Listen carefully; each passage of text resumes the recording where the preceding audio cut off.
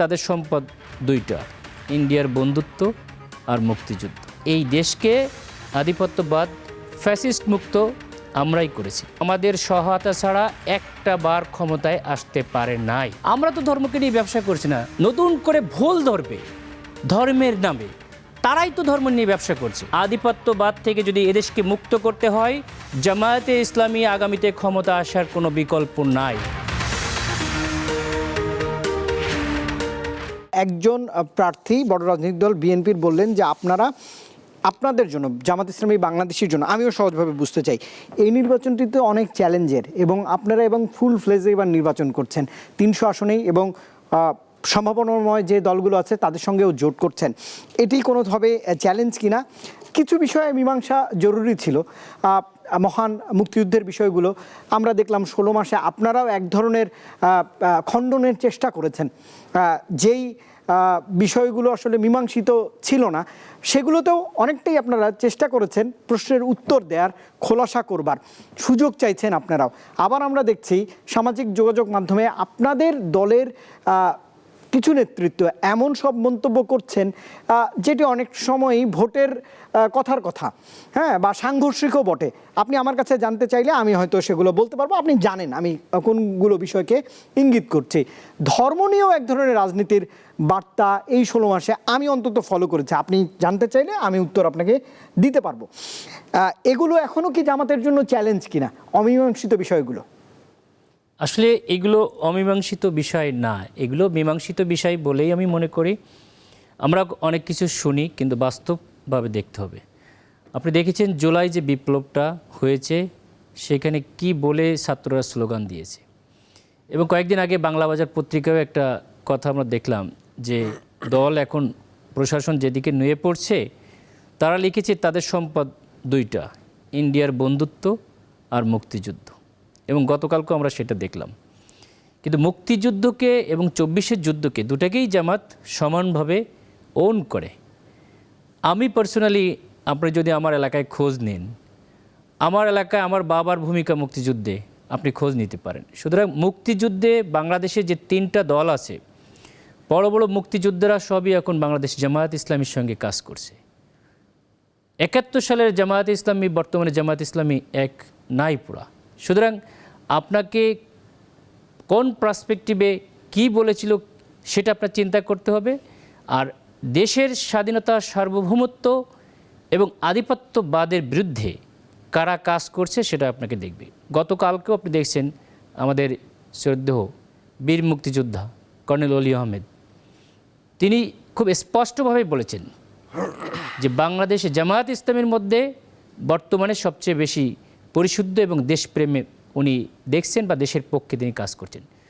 24-এর যে লড়াইটা ছিল, অন্য দল তো বলেই দিয়েছে যে এই 24-এর জুলাই যোদ্ধার সঙ্গে আমরা নাই, এবং গুম খুম এবং যত রিপোর্ট এসেছে, যারা চলেও গিয়েছে তারাও খুব স্পষ্টভাবে বলেছে যে জামায়াত এবং শিবির এটার নেতৃত্ব দিয়েছে। সুতরাং এই দেশকে আধিপত্যবাদ ফ্যাসিস্ট মুক্ত আমরাই করেছি, এবং যে দল আমাদের এটার বিপক্ষে বারবার টেনে নিয়ে আসছে, তারা যতবার ক্ষমতায় এসেছে আমাদের সহায়তা ছাড়া একটা বার ক্ষমতায় আসতে পারে নাই। এটা খুব স্পষ্টভাবে আমি বলতে পারি। আর ধর্ম নিয়ে ব্যবসা কাকে বলে? যেমন আমি দাড়ি রাখছি, এই দাড়ি রাখা তো আমার ইউজুয়াল, আমার একটা সুন্নত। কিন্তু অনেকে ধরেন বিদেশে পালাই গেছে ফ্যাসিস্ট আমলের, এখন দেখবেন যে নতুন করে দাড়ি রাখছে, বা ফ্যাসিস্ট আমলেও এখন দেখবেন যে অনেকে লিডার সামনে আসছে দাড়ি নাই, কিন্তু আগে এরকম লম্বা দাড়ি ছিল। বা যখন নির্বাচন আসছে তখন তসবি নিয়ে নেমে যাচ্ছে, শেখ হাসিনাও তসবি নিয়ে নামছিল। আবার এখন অনেকে দেখবেন যে বসে ছবি তুলে ফেসলে, এটিকেই বলে ধর্ম ব্যবসা। আমরা তো ধর্মকে নিয়ে ব্যবসা করছি না, আমরা ইউজুয়াল ধার্মিকভাবে জীবনযাপন করার চেষ্টা, ধার্মিকভাবে জীবনযাপন করা আর ধর্ম নিয়ে ব্যবসা করা, এটা তো আপনার এই লেভেলে বোঝানোর কোনো দরকার না আমার মনে হয়। ভেরি ক্লিয়ার, আমরা তো ওপেনলিই বলছি, হ্যাঁ, রাসূল সাল্লাল্লাহু আলাইহি ওয়াসাল্লামের সুন্নত এবং সাহাদের জীবন আমরা অনুসারী, আমরা সেভাবে। সুতরাং এটা আমাদের ব্যবসা না, এটাই আমাদের জীবনযাপন, এটাই আমাদের স্বাভাবিকতা।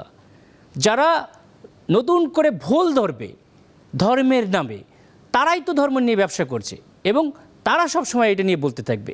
এবং মুক্তিযুদ্ধ নিয়েও তারা ব্যবসা করে। আমি জীবনে মুক্তিযুদ্ধের পরিচয় দিয়ে সরকারি কোনো প্রিভিলেজ নিই নাই। আমার বাপ এই দেশকে দিয়ে গেছে, 2400 আমিও দিয়ে যাচ্ছি। কিন্তু যারা ব্যবসায়িক, আপনাকে একটা গিফট করলাম, আর প্রতি পদে পদে আমি বললাম এই তোমার এই জামাটা গিফট করছে, is it looks good? Never. আপনি নিঃস্বার্থভাবে দেশের জন্য করবেন, এটাই মুক্তিযুদ্ধের প্রেরণা।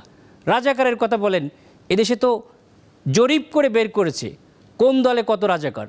তাহলে রাজাকারের দল তো তারাই। বাংলাদেশ জামায়াতে ইসলামী থেকে হার্ডলি ভেরি ফিউ। এবং বর্তমানে জীবিত যত বীর মুক্তিযোদ্ধা আছে 80% জামায়াতে ইসলামীর সঙ্গে সম্পৃক্ত। মীর মুদাচ্ছের আলী বলেন, আরও নাম না জানা আরও অনেকগুলো আছে। অন্তত আপনাকে 500-600 মুক্তিযোদ্ধা যারা জীবিত আছে, all are working with the Jamaat-e Islami.